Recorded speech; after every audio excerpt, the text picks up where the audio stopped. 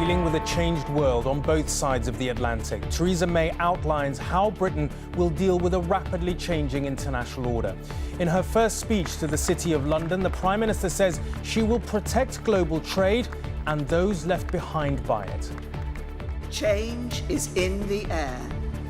And when people demand change, it is the job of politicians to respond. In Washington, President Obama tries to allay fears over the incoming Trump presidency. Also on News at 10 tonight, the Jo Cox murder trial gets underway. Her family hear allegations of the accused's motives. The leaked Home Office report that reveals how the use of child drug mules is going to be tackled. And the year global warming hit a worrying new high. How 2016 is set to be the hottest ever on record.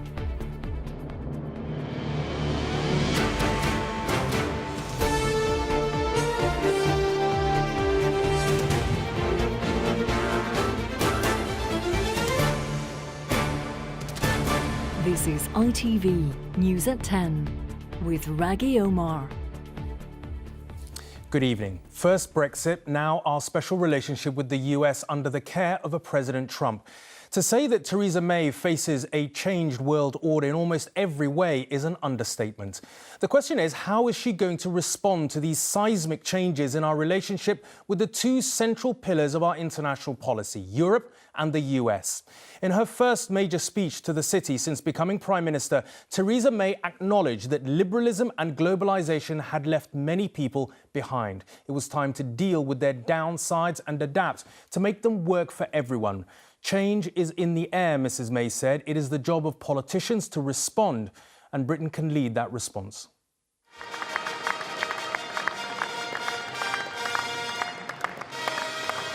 The elegance and majesty of the Guildhall, the Lord Mayor's banquet, perhaps not the ideal setting for her big speech on why millions of poorer people in the rich West are rejecting establishment politicians like herself and voting for Brexit and for Donald Trump. These people, often those on modest to low incomes living in rich countries like our own, see their jobs being outsourced and wages undercut. They see their communities changing around them and don't remember agreeing to that change. They see the emergence of a new global elite who sometimes seem to play by a different set of rules. Theresa May then told the city's bankers and investors as they feasted that she would continue to promote free trade even as America's president-in-waiting talks of imposing tariffs on imports from Mexico and China. But they, company bosses, had to behave better. It is right to ask business to play its part in ensuring we build a country that works for everyone.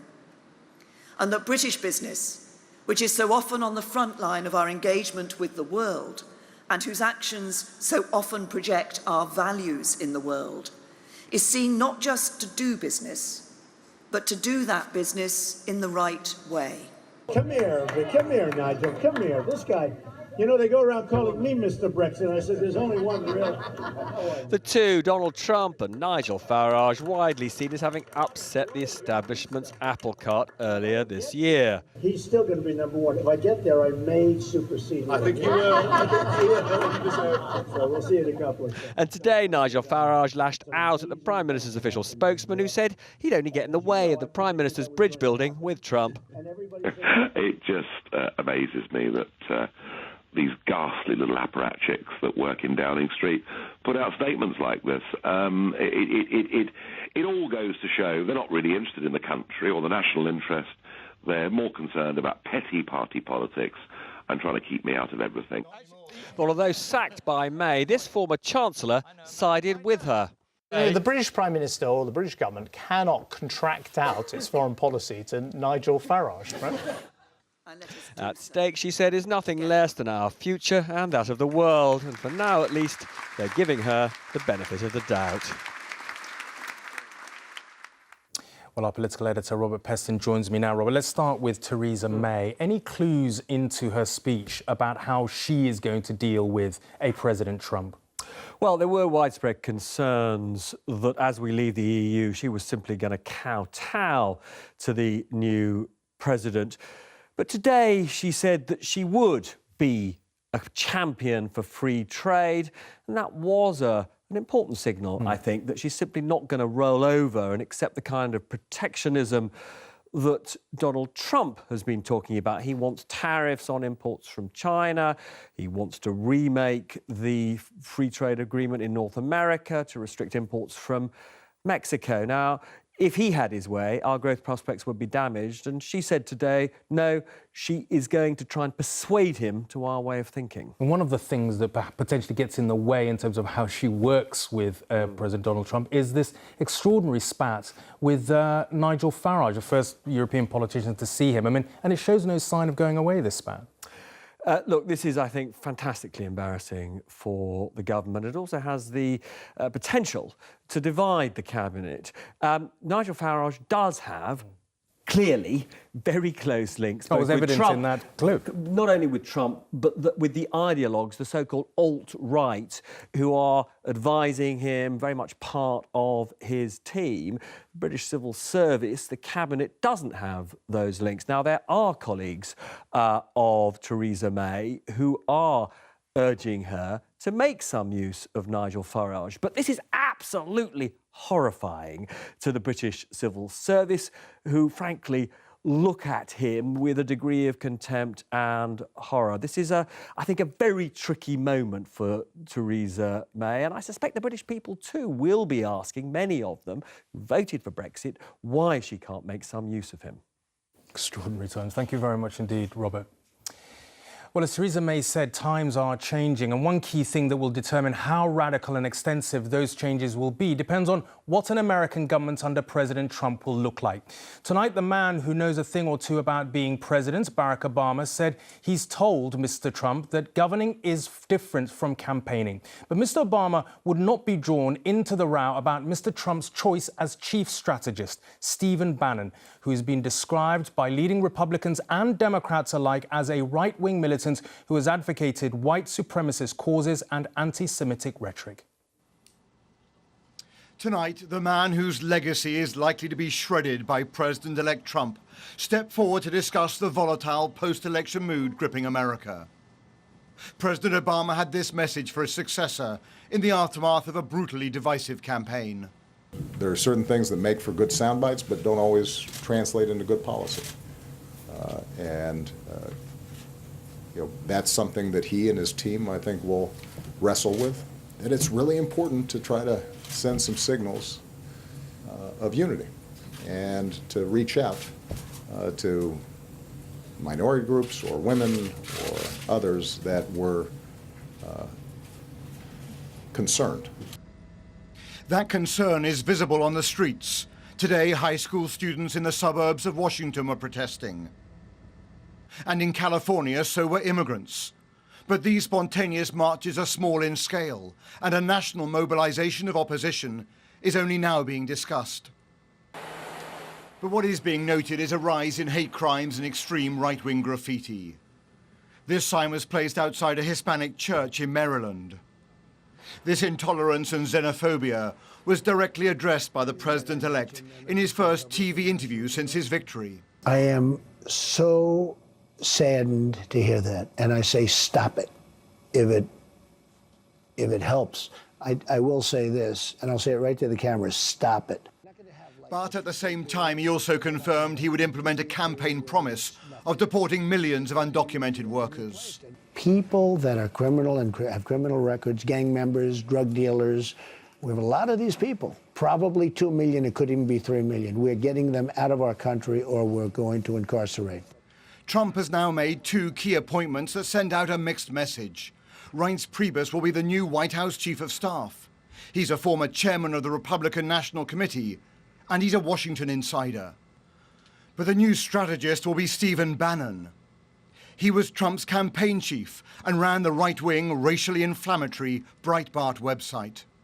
One man who knows Bannon well warns the British government to be very careful in racing to embrace a Trump White House. Well, I think it could be incredibly damaging for whether it's a prime minister, whether it's the royal family, whether it's an ambassador, to just give your credibility over that easily without knowing what's going to happen. This is uncharted territory. We've never had a president like this ever.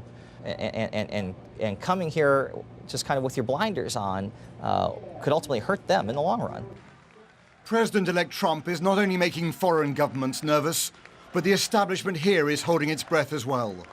His next wave of appointments may resolve the question of whether a Trump administration is really going to pursue an America first, anti-globalist, and even conspiratorial agenda.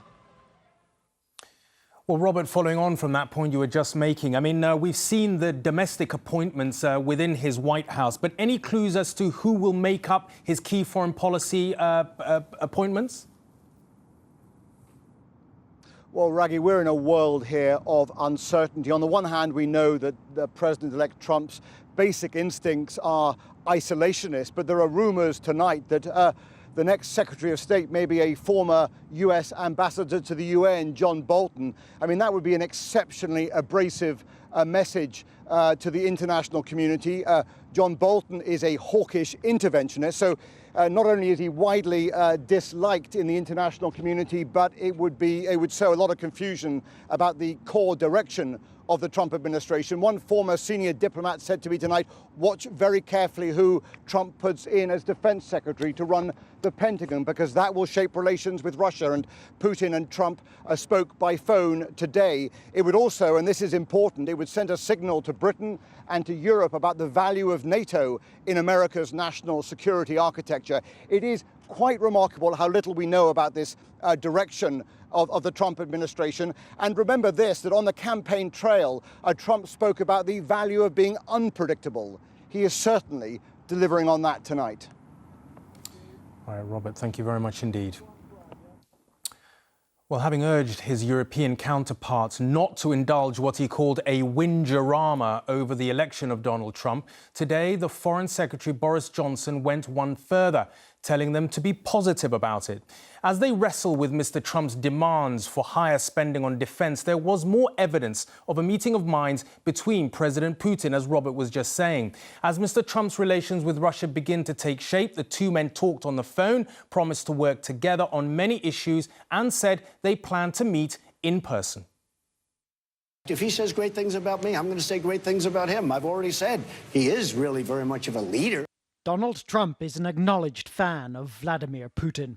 Tonight they spoke for the first time, and the Russian president wished the US president-elect success. Relations between Moscow and Washington are warming, the diplomatic landscape is shifting, and in Brussels today, those who've condemned Trump in the past were treading carefully. I think there's a lot to be positive about, and it's very important not to prejudge the president-elect or his administration. Even the Baltic states, who rely most heavily on NATO's American-financed shield, are just about prepared to wait for the day President Putin meets President Trump. I think that it would be premature to judge what is going to be a kind of agreement if both presidents meet. I think that there are some issues where principles should be observed, international law and order. But there's no doubt Europe has some hard thinking to do about defence. What difference does Donald Trump's election and his scepticism about NATO make to the way Europe defends itself? What changes is that there is a growing awareness in the European public opinion and consequently in the European leadership, in member states, in Brussels, that security is a matter also for the European Union. Britain has been fighting the idea that that means European defence structures. Is there a danger that moves will be stepped up here towards a European headquarters and a European army? Well, instead of an expensive new headquarters, which is unnecessary and simply duplicates NATO, instead of dreaming of a European army, the easiest and simplest reaction to a Trump presidency is for other European countries, some of them quite wealthy, to step up their own defence spending. But as the Russians flex their muscles before a new US president who is warming to them, the EU may feel the need for its own defence. And from the outside, there won't be much Britain can do about it. Carl Dinnan, News at 10, Brussels. We heard the Prime Minister earlier championing free trade and promising Britain would be a place where businesses can grow. And the potential dangers of Donald Trump's plans for protectionism were spelled out today by a former trade minister.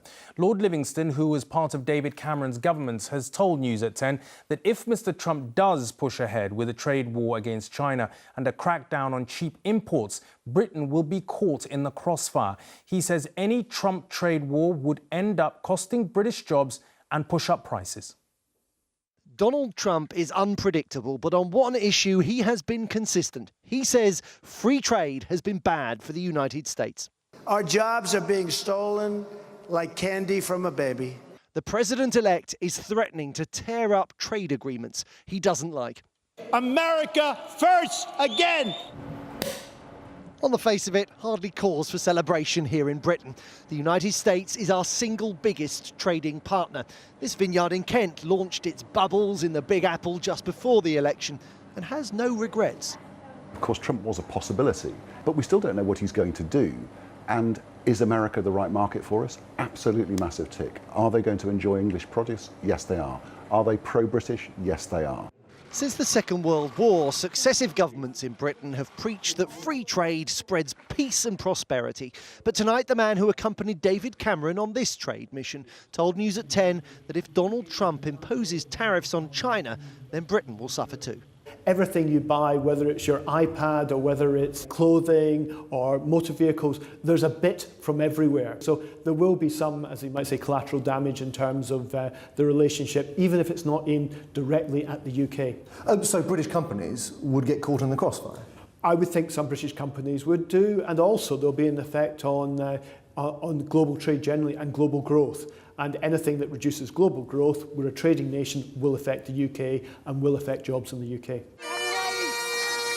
Of course, Donald Trump may be bluffing. He is an investor in Britain with his golf courses in Scotland, but he also knows the public mood has changed. Free trade has created losers as well as winners. There are parts of Britain that look like Rust Belt America, and for some it's not clear that the benefits outweigh the costs. The prices of what we buy today are substantially lower. Very substantially lower because of free trade. So we can buy a lot more and we are wealthier as individuals. There is a large constituency of people in Britain who are fed up with factory closures, who are fed up with immigration, and they see free trade as part of the problem. We have to shout out the benefits and help where there are people who perhaps might lose their jobs or factories that have to shut. In Tenterden in Kent, the seasons have changed. There's a chill in the air and a wider concern that if America pursues greater protectionism, our fortunes will wither. Joel Hills, News at 10. It was the week before the Brexit vote that Labour MP Jo Cox was killed in her constituency in West Yorkshire. Today, the trial of the man accused of murdering her began with claims about his motive and his means. His motive was, the prosecution said, political. Witnesses to the murder heard him say he was putting Britain first. His weapons, a steak knife with a jagged blade and a gun with which he shot Mrs. Cox twice. Jo Cox's parents and her sister Kim came to the Central Criminal Court to hear a graphic account of the MP's murder and to see the man accused of carrying it out. They and the newly sworn-in jury were told the 41-year-old MP, wife and mother was shot and stabbed to death in a politically motivated attack. Thomas Mayer, one of Jo Cox's constituents, faces a charge of murder. This photograph was taken shortly after his arrest. The prosecution say he adapted this .22 pistol and shot the MP 3 times from close range. It's claimed he also repeatedly stabbed Jo Cox with this dagger. The prosecutors said it was a cowardly attack by a man armed with a firearm and a knife. Thomas Mayer's intention was to kill her in what was a planned and premeditated murder for a political and/or ideological cause.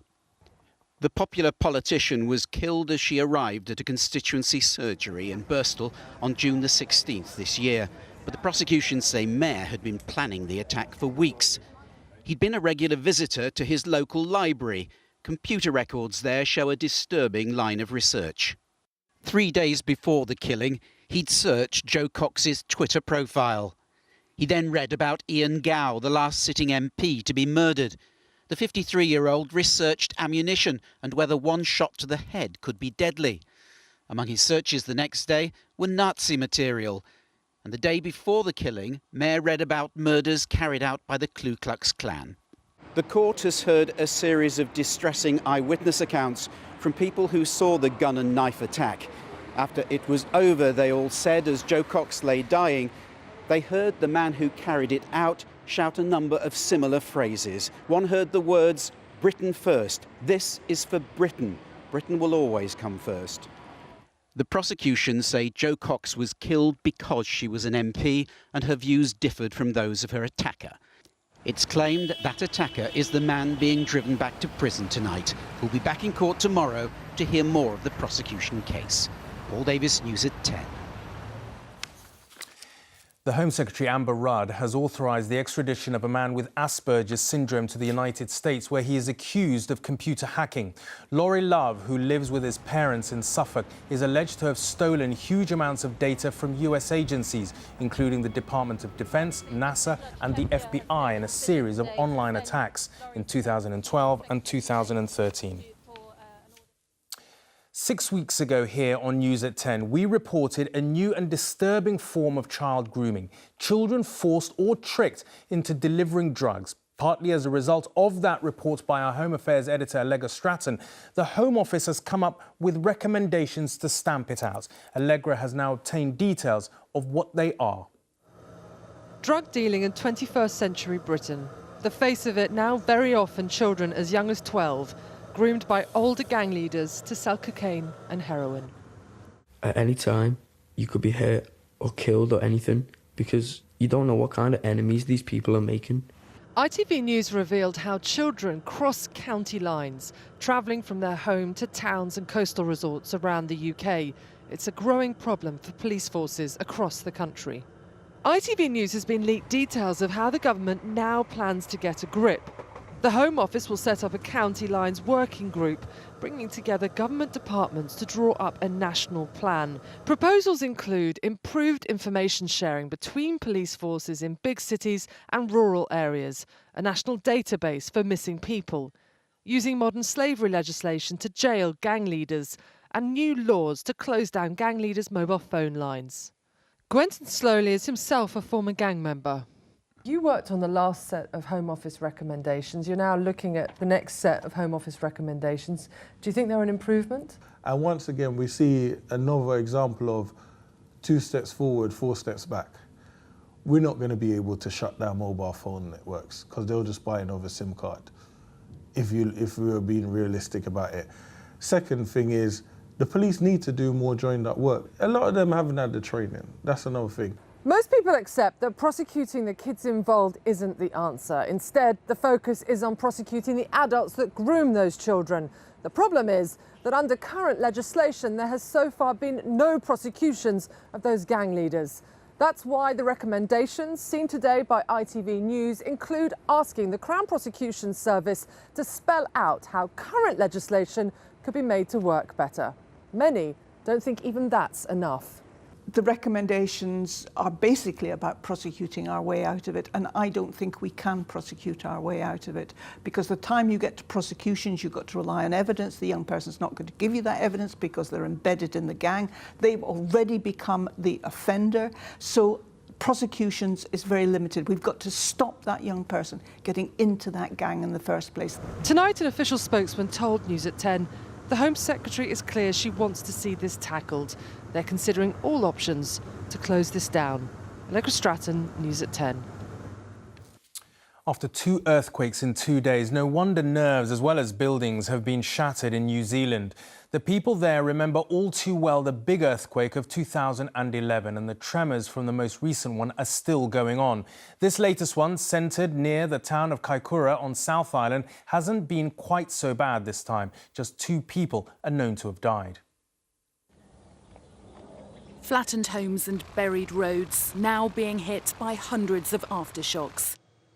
The clear-up of homes still standing will take weeks. But the main hope for now is the tremors soon stop. Many people too frightened to return home. It's hard.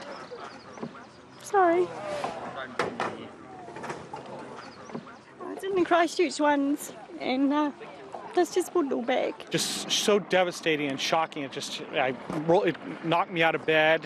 Things fell in the room that I was staying in. The hotel that I was staying in is now, condemned. I can't return. Farmland has been destroyed too. Animals scrambling to safety, only to find themselves stranded. Images from Wellington show the force of the quake as it hit the city. The second earthquake struck around lunchtime today. It lasted around 30 seconds. It was another very, very strong shake. People just stopped what they were doing and froze. People are very, very worried here. The memory of Christchurch in 2011 is still very fresh in people's minds, and they think that Wellington will be next. Landslides on this coastal road near Kaikoura show the sheer scale of destruction. The tourist hotspot is now completely cut off. Homes destroyed, and more than 1,000 people airlifted to safety. The cost of the damage has been estimated at more than £1 billion, but the severe aftershocks that continue more than 24 hours on have left New Zealanders in fear that worse could still be to come. Sally Lockwood, News at 10, Wellington. There is still arguably a scientific debate to be had about the causes of climate change. What there is no doubt about, according to the official figures, is that the world is getting warmer. In fact, this year, 2016, is set to be the warmest year the world has experienced since records began in the 19th century. The evidence speaks for itself. In the Gulf, just 4 months ago, a blistering temperature of 54 degrees, among the hottest ever recorded on Earth. India and Pakistan in May, a new record in the subcontinent of 51 degrees. And in June, a thermometer sign reads 118 degrees Fahrenheit in Palm Springs, California. That's a scorching 48 degrees. 2016 is set to be the hottest year on record, and mankind is to blame.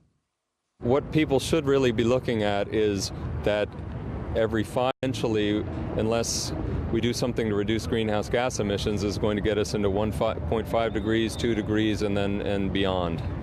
Last year, 190 nations came up with the Paris Agreement. The target, to keep the rise in average global temperatures well below 2 degrees Celsius.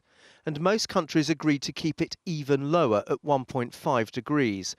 While the total carbon emissions have stalled for a third year in a row, largely due to China burning less coal, huge amounts of CO2 continue to enter the atmosphere, where most of it takes up to 200 years to dissipate.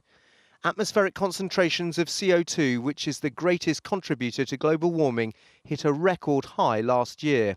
That, together with the El Niño climate phenomenon, means global temperatures continue to rise around the world.